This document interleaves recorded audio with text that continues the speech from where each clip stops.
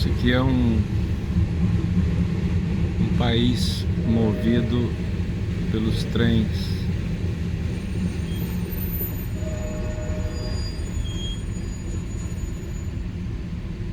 Muita carga sendo transportada